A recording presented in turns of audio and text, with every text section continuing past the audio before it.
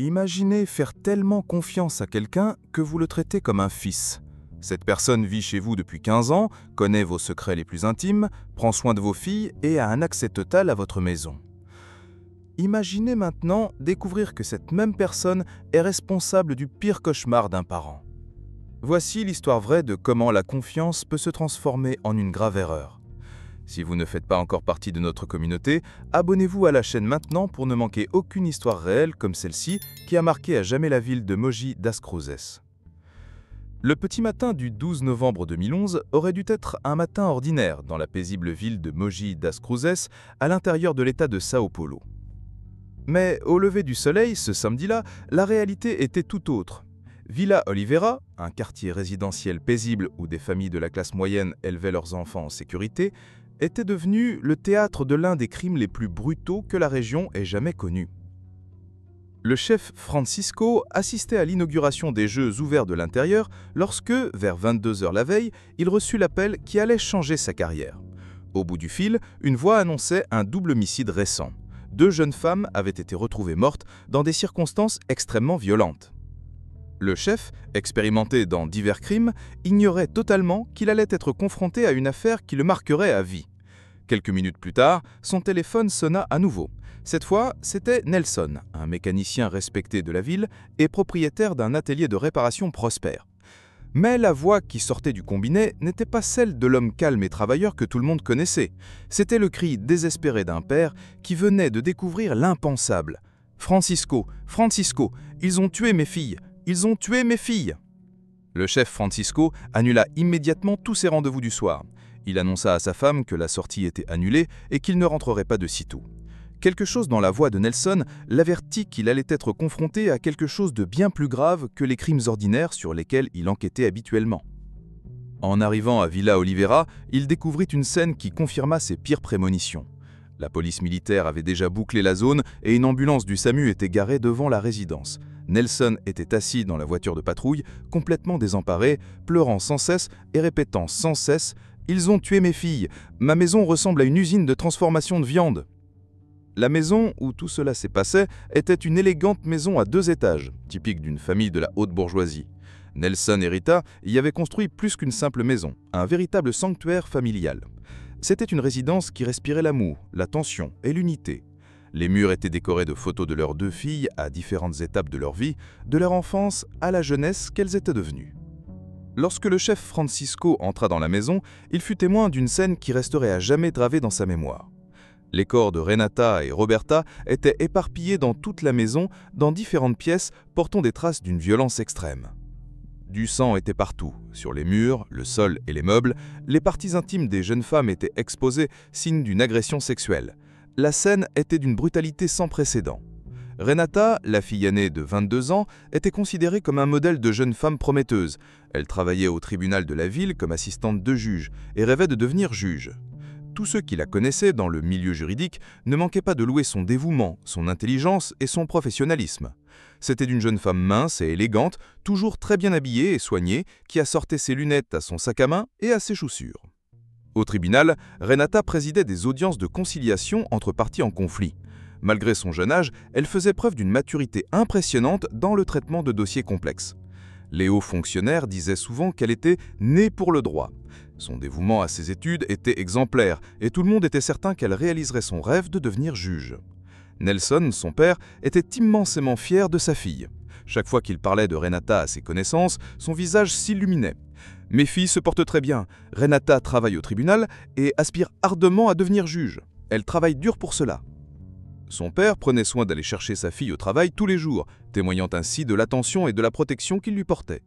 Roberta, la cadette, âgée de 18 ans, était aussi d'aider à ses études.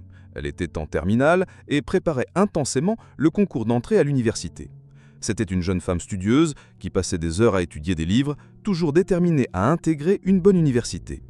Comme sa sœur, Roberta était très bien élevée, respectueuse et appréciée de tous ceux qui la connaissaient. Les 2 sœurs étaient inséparables. Malgré leurs différences d'âge, elles entretenaient une relation très étroite, partageant rêves, secrets et projets d'avenir. Elles étudiaient ensemble, sortaient ensemble et étaient considérées comme des véritables princesses par leur famille et leurs amis. Rita, la mère des filles, vivait exclusivement pour sa famille. Elle ne travaillait pas à l'extérieur, consacrant tout son temps et son énergie à prendre soin de la maison et de ses filles. C'est elle qui emmenait les filles faire les boutiques, organisait les sorties familiales et veillait à ce qu'elles soient toujours bien habillées et soignées. Ses voisins et connaissances louaient toujours le dévouement de Rita en tant que mère. La famille était connue dans la région comme un exemple d'unité et d'harmonie. Nelson, un homme travaillant et honnête, Rita, une mère dévouée et aimante, et leurs 2 filles, des jeunes femmes prometteuses et instruites. C'était le genre de famille que tout le monde admirait et qui paraissait avoir tout pour être heureuse. La maison où ils vivaient se trouvait dans une petite résidence fermée avec peu de résidences. Tous les voisins appréciaient la famille, toujours respectueuse et amicale. C'était un environnement sûr, où les enfants jouaient dans la rue et les adultes discutaient tranquillement des choses du quotidien. Mais cette nuit du 11 novembre, toute cette tranquillité fut brutalement interrompue. La reconstitution des faits par la police révéla une séquence d'événements qui choquait même les enquêteurs les plus expérimentés. Renata était arrivée du palais de justice en fin d'après-midi vers 5 heures. Comme à son habitude, elle monta se changer. Elle ôta sa tenue de soirée et enfila des comportés plus confortables, un short et un chemisier tout simple. Elle descendit au salon, s'assit sur le canapé et prit un de ses livres de droit, probablement pour réviser un examen public ou simplement pour rafraîchir ses connaissances. Tout en lisant, Renata naviguait également sur Internet. C'était une routine pour elle, étudier et rechercher la jurisprudence, se documenter sur le droit. Personne n'imaginait que ce seraient les derniers instants de paix pour la jeune femme qui rêvait de devenir juge. Roberta, quant à elle, était au 2e étage de la maison, dans sa chambre, écoutant de la musique avec un casque à plein volume. C'était une adolescente typique qui savourait ses moments d'intimité, plongée dans ses chansons préférées. Le volume sonore de son casque l'empêchait d'entendre le moindre bruit venant d'en bas. C'est à ce moment-là que la tragédie a commencé. On ne sait pas exactement comment l'agresseur s'est approché, mais quelque chose lui a fait perdre complètement le contrôle. Peut-être que Renata a réagi à une avance inappropriée, peut-être a-t-elle tenté de se défendre, ou peut-être le simple fait d'être là, seule et vulnérable, a-t-il réveillé les instincts les plus primals de son agresseur. Ce que l'on sait, c'est qu'à un moment donné, l'homme s'est rendu dans une petite salle de bain, près du salon. Il y a trouvé un couteau à poisson, un ustensile courant dans toutes les cuisines, mais qui à cet instant est devenu l'arme d'un crime odieux. Il s'en est emparé et est retourné auprès de Renata. L'attaque fut brutale et impitoyable. Renata ne eut aucune chance de se défendre, les blessures constatées sur son corps indiquaient qu'elle avait tenté de résister, mais elle fut rapidement maîtrisée par la violence de son agresseur. Le canapé sur lequel elle était assise était maculé de sang et des marques au sol témoignaient d'une lutte.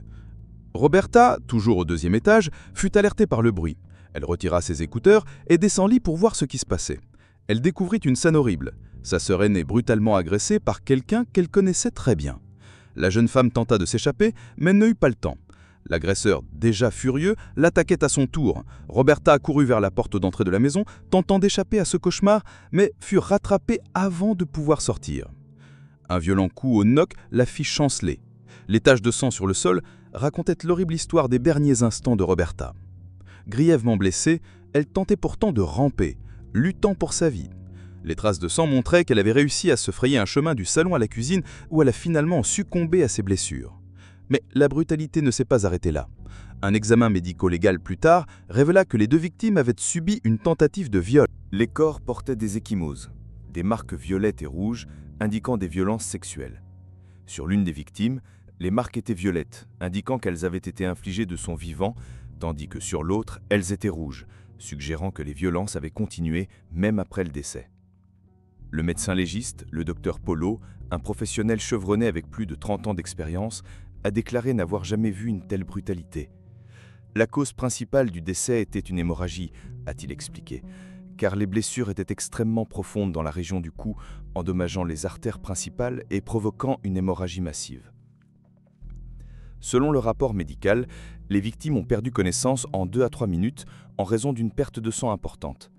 Les secours n'ont pas pu intervenir, les blessures étant mortelles d'emblée.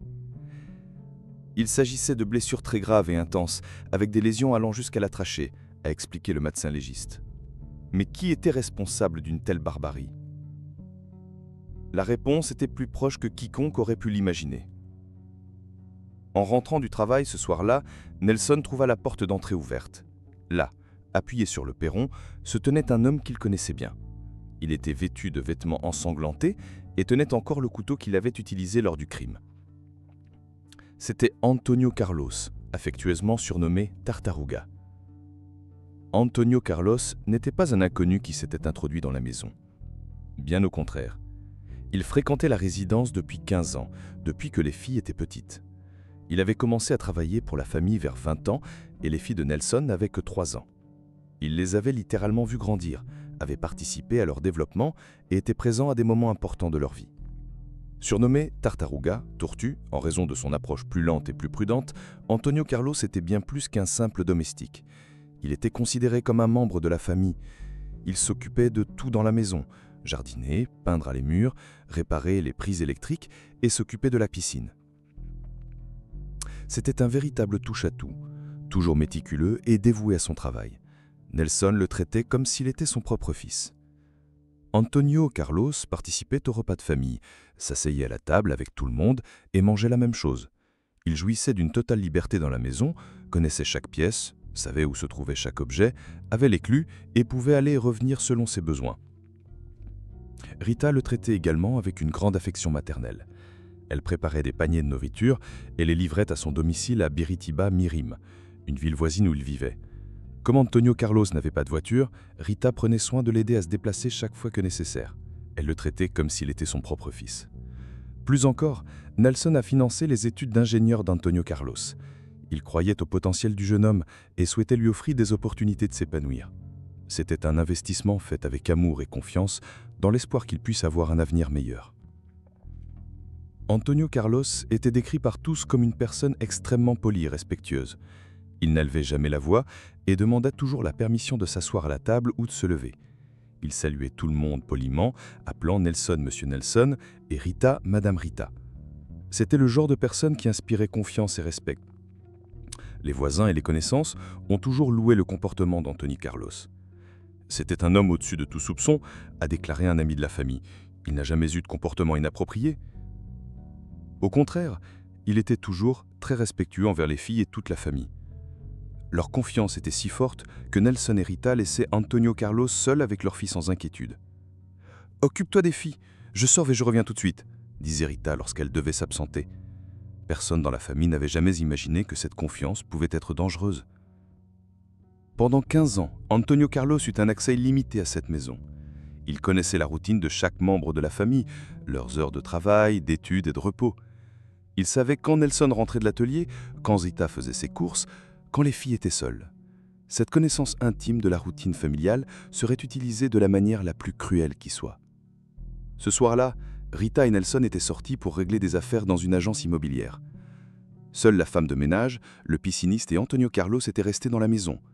Selon des témoignages ultérieurs, la femme de ménage serait partie la première, suivie du pisciniste, laissant Antonio Carlos seul dans la maison avec les deux jeunes femmes. Quand Nelson arriva et trouva Antonio Carlos blessé à l'entrée de la maison, sa première réaction fut l'inquiétude et la compassion. Antonio affirma que des voleurs s'étaient introduits dans la maison, qu'il avait tenté de défendre les filles, mais qu'il n'avait pas pu empêcher le drame. Il présenta ses propres blessures comme preuve de son version des faits. Nelson, désespéré, crut immédiatement l'histoire racontée. Comment pouvait-il soupçonner quelqu'un qu'il considérait comme son fils? Comment pouvait-il imaginer que cet homme de confiance qu'il avait aidé pendant 15 ans puisse être responsable de la mort de ses filles? Antonio a été transporté à l'hôpital pour y être soigné. Mais une chose intrigua le chef Francisco. Les blessures du suspect étaient bien superficielles comparées à la brutalité subie par les victimes. Comment deux jeunes femmes sans défense ont-elles pu le blesser si légèrement alors qu'il était un homme fort et déjà combattant? De plus, rien n'avait été volé dans la maison. Objets de valeur, argent, bijoux, tout était à sa place. S'il y avait vraiment eu effraction, pourquoi n'avait-on pas rien emporté? Pourquoi les voleurs présumés auraient-ils perdu leur temps à attaquer leurs victimes avec autant de brutalité si leur seul but était de voler? Le chef Francisco, fort de plus de 30 ans d'expérience en enquête criminelle, a immédiatement soupçonné l'histoire présentée. Il a décidé d'approfondir l'enquête en commençant par une analyse détaillée de la scène de crime. La maison a été minutieusement inspectée. Chaque pièce a été examinée, chaque tache de sang analysée, chaque objet inspecté. L'Institut médico-légal a travaillé des heures pour recueillir des preuves. Des photographies ont été prises sous tous les angles possibles, documentant la brutalité du crime. Le chef de la police a tenu également à interroger toutes les personnes ayant accès à la maison. Il s'est entretenu avec la femme de ménage, qui a confirmé être partie avant le crime. Il a également discuté avec le gardien de piscine, qui lui aussi avait déjà quitté la résidence. Seul Antonio Carlos était encore présent dans la maison, outre les victimes. Quand le chef de la police s'est rendu à l'hôpital pour interroger Antonio Carlos, il l'a trouvé éveillé et conscient, mais son attitude était totalement défensive. Il a refusé de fournir des détails sur ce qui s'était passé, n'a pas coopéré à l'enquête et a maintenu en obstination la version des faits des voleurs. Le chef de la police a examiné attentivement les blessures d'Antonio Carlos. Il était couvert de sang, mais les blessures étaient assez superficielles comparées à celles subies par les victimes. Pour un homme qui prétendait avoir repoussé plusieurs agresseurs pour défendre 2 jeunes femmes, les blessures n'étaient pas incompatibles avec son récit. « Je l'ai regardé et je n'étais pas convaincu », a rapporté le chef de la police. C'était des blessures très superficielles comparées à celles des filles. C'est un homme fort qui s'était déjà battu. Comment les filles ont-elles pu être blessées ainsi alors qu'il n'avait que des blessures mineures? L'intuition du chef de la police s'est révélée juste. Il a consulté le médecin de l'hôpital et a demandé à ce qu'Antonio Carlos soit placé en observation médicale jusque le lendemain matin. Il argumentait qu'il s'agissait d'une enquête de grande envergure et qu'il ne pouvait pas risquer de perdre le principal suspect.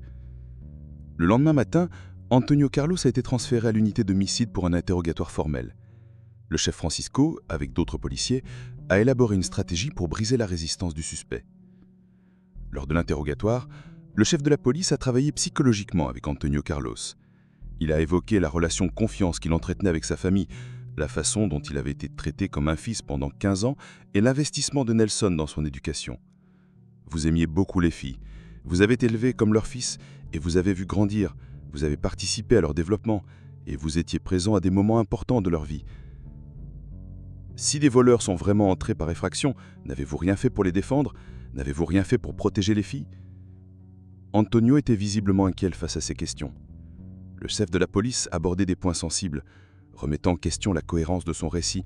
S'il aimait vraiment cette famille comme il prétendait, pourquoi n'avait-il pas donné sa vie pour protéger les filles? Le moment décisif est arrivé lorsque le chef de la police a décidé de confronter Antonio Carlos aux photos de la scène de crime. Une stratégie risquée, mais qui pouvait briser définitivement la résistance du suspect. Je vais prendre des photos et je vais vous les montrer, pour que vous puissiez voir le cadeau que vous laissez à Nelson. Antonio Carlos montrait déjà des signes de découragement, mais maintenait son version. Le chef de la police apporta des photos de la scène de crime, des images bouleversantes qui révélaient la brutalité subie par les victimes. Lorsqu'il les montra à Antonio Carlos, l'effet fut immédiat. L'homme qui avait clamé son innocence pendant des heures s'effondra complètement.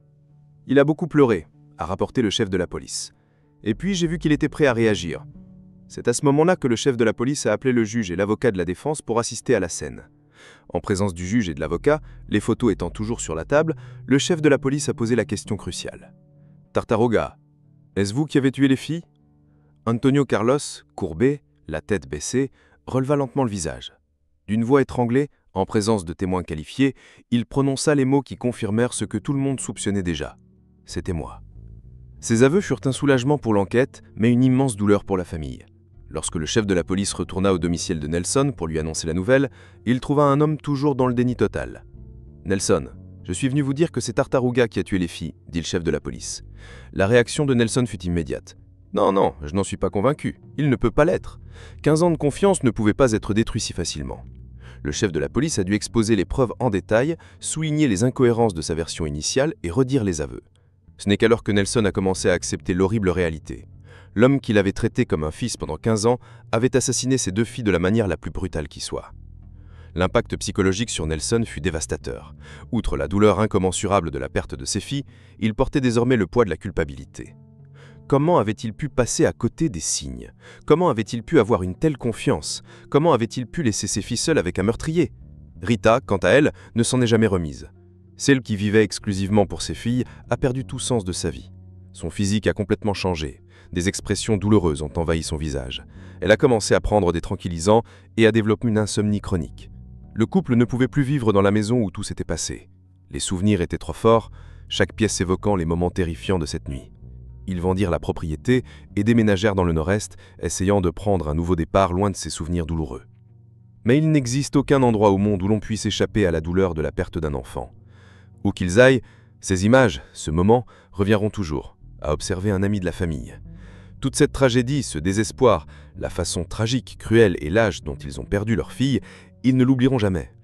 Le procès d'Antonio Carlos a été suivi par toute la communauté de Mogi das Cruzes. L'affaire avait suscité une attention nationale et chacun voulait comprendre comment une personne apparemment si digne de confiance avait pu commettre une telle atrocité. Lors du procès, la défense d'Antonio Carlos a prétendu qu'il avait momentanément perdu conscience, cherchant à le faire déclarer irresponsable et à le faire interner dans un centre psychiatrique plutôt que dans une prison. Mais les preuves ont clairement démontré qu'il était pleinement conscient de ses actes. Nous avons constaté qu'il avait le comportement momentané d'un véritable psychopathe, mais pas le type de psychopathe qui nécessite un traitement. Il a des moments où il devient une véritable bête, un véritable monstre, mais il est capable de discerner la nature criminelle de l'acte. Autrement dit, il savait ce qu'il faisait. L'examen psychiatrique a confirmé qu'Antonio Carlos était mentalement capable de répondre à ses actes. Il savait distinguer le bien du mal, comprenait les conséquences de ses actes et était pleinement conscient de ce qu'il faisait au moment du crime. Lors du procès, le procureur a souligné l'extrême gravité de l'affaire. Il ne s'agissait pas simplement d'un homicide. Il s'agissait d'un crime impliquant des violences sexuelles, une brutalité extrême et un abus de confiance flagrant. L'accusé a profité d'une position privilégiée au sein de la famille pour commettre ces crimes odieux. La condamnation est intervenue après des mois de procédure judiciaire. Antonio Carlos a été condamné pour meurtre au premier degré et viol. La peine, exemplaire, reflète la gravité des crimes commis. Mais malgré cette condamnation, les souffrances de la famille n'étaient pas terminées. Nelson a développé des problèmes de santé liés au stress et à la dépression. Rita nécessitait un suivi psychiatrique constant. Tous deux portent encore les cicatrices d'une fiducie qui a coûté la vie de leur fille. Le docteur Polo, médecin légiste qui a travaillé sur l'affaire, a également été profondément marqué par cette expérience. « Honnêtement, je ne sais pas si ce serait satisfaisant », a-t-il déclaré à propos de la conclusion de l'affaire. « Ce serait simplement un sentiment de devoir accompli. Ce n'est pas agréable de s'occuper de la criminalité, ce n'est pas agréable de gérer des problèmes impliquant autant de brutalité, autant de blessures, autant de malheurs. » Le moment le plus difficile pour le coroner fut que, pendant l'autopsie, il reçut un appel de sa propre fille qui affirmait connaître les victimes. À ce moment-là, je me suis dit, ça pourrait être ma fille. Parler du cas d'autrui peut être plus facile, mais imaginer que ce cas puisse être celui d'un de nos proches est très difficile. Le chef Francisco, qui a dirigé l'enquête, a également tiré les enseignements de cette affaire. La plus grande leçon est que nous, parents, devons toujours être vigilants. Personne ne connaît le cœur de personne. Même les personnes qui semblent dignes de confiance peuvent cacher un côté sombre. Cette affaire a suscité d'importantes discussions sur la sécurité et la confiance des familles. Beaucoup de familles de la région ont commencé à repenser leurs relations avec leurs employés et leurs prestataires de services. La confiance aveugle, autrefois courante, a cédé la place à une plus grande prudence. Si Nelson avait imaginé, soupçonné ou si Rita avait témoigné d'un acte suggérant que Antonio Carlos avait un désir sexuel ou qu'il manquait de respect à ses filles, a observé un ami de la famille, je suis sûr qu'il l'aurait mis à la porte. Il ne l'aurait pas permis. Mais en réalité, il n'y avait aucun signe évident. Antonio Carlos a conservé une façade de respectabilité pendant 15 ans. Il n'a jamais eu de comportement inapproprié, n'a jamais suscité de soupçons. C'est cette capacité à dissimuler ses véritables intentions qui a rendu le crime d'autant plus choquant. L'affaire a également soulevé des questions quant à l'application de la loi en Brésil. Nombreux sont ceux qui estimaient que, quelle que soit la peine prononcée, rien ne pourrait ramener les deux jeunes femmes à la vie normale, ni apaiser la douleur de la famille. Même si tout est mis en œuvre en matière de justice, de droit et d'application des peines, cela ne servira à rien, a déclaré le chef de la police. Rien ne servira à une mère qui réveille et ne peut pas dormir, qui erre dans la maison, qui n'a plus de sens de sa vie. L'histoire de Renata et Roberta est devenue un jalon dans l'histoire criminelle brésilienne. Deux jeunes femmes prometteuses, pleines de rêves et de projets de vie, ont vu leur vie fauchée de la manière la plus brutale qui soit par celui qui était censé les protéger. Renata n'a jamais réalisé son rêve de devenir juge. Roberta n'est jamais entrée à l'université. Leurs projets, leurs espoirs et tout l'avenir qui leur était réservé ont été brutalement interrompus par quelques minutes d'une violence extrême. La famille, autrefois modèle d'unité et d'harmonie, est devenue le symbole d'une douleur incurable. Nelson et Rita, autrefois fiers parents de leurs fils accomplis, sont devenus des parents endeuillés, portant toujours le poids d'une perte incommensurable. L'affaire des sœurs Mogi das Cruzes reste une des plus choquantes de l'histoire criminelle brésilienne, non seulement par la brutalité des crimes, mais surtout par l'abus de confiance qu'elle a représenté. Elle nous rappelle cruellement que le danger est parfois bien plus proche de ce qu'on l'imagine, et qu'une confiance absolue peut être fatale. Aujourd'hui, plus de 10 ans après les crimes, la douleur de la famille reste intacte. Rita attend toujours le jour où elle pourra retrouver ses filles. Nelson tente d'aller de l'avant, mais il porte toujours les cicatrices d'une fiducie qui a coûté le bien le plus précieux de la vie. Et Antonio Carlos, il reste emprisonné, purgeant sa peine, loin des projecteurs, tandis que la famille qui l'a détruite tente jour après jour de trouver un moyen de vivre avec une douleur qui ne guérira jamais. Comme l'a dit le chef Francisco, un enfant qui perd son père et sa mère est orphelin. Un père et une mère qui perdent un enfant se déchirent l'âme. Et c'est exactement ce qui est arrivé à Nelson et Rita. Leurs âmes se sont déchirées à jamais ce 11 novembre 2011 lorsqu'ils ont découvert que l'homme dont ils avaient le plus confiance était devenu l'auteur du pire cauchemar qu'un parent puisse vivre. Notre chaîne peine à monétiser ces vidéos en raison de son contenu lié à des faits divers. Si vous appréciez notre travail et souhaitez nous aider à poursuivre notre production, pensez à faire un don. C'est rapide, sécurisé et ça fait toute la différence. Cliquez simplement sur le bouton en forme de cœur, merci beaucoup, juste en dessous de la vidéo, ou suivez le lien dans la description. Chaque don nous aide à maintenir la chaîne active et à continuer de vous proposer ces histoires. Merci beaucoup pour votre soutien.